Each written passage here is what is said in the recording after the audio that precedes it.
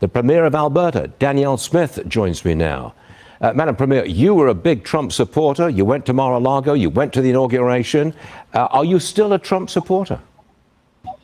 I am a supporter of the American people. We have a wonderful relationship with the U.S. We have incredible companies that we have partnership with, and we want to maintain that very strong relationship. I can tell you 25% tariffs have thrown a little bit of a monkey wrench into that relationship. I am hopeful, based on what I've heard from you this morning, that there's going to be a reprieve. But you know what? I've been watching X and Truth Social every 2 hours, and it seems that the story changes every 2 hours. But I think what we are seeing is job losses in the United States, a market in a little bit of disarray and chaos. And I think the American people are beginning to understand that a tariff war with Canada, the juice isn't worth the squeeze. It actually causes more pain than benefit. So let's get back to having that tariff-free relationship as soon as possible. Well, President Trump has delayed tariffs on cars from Mexico and Canada, delayed it for 1 month. Do you regard that as real progress?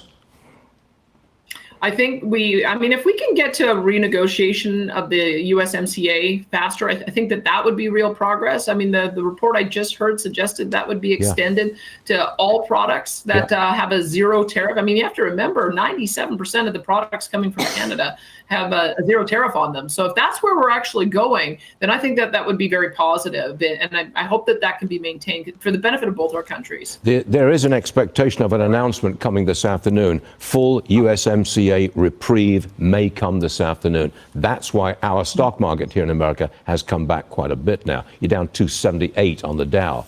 Prime Minister Trudeau dismissed the tariffs. He says Trump wants to ruin Canada's economy. Trump fired back. He said, look, Trudeau's just trying to use the tariff fight to stay in power.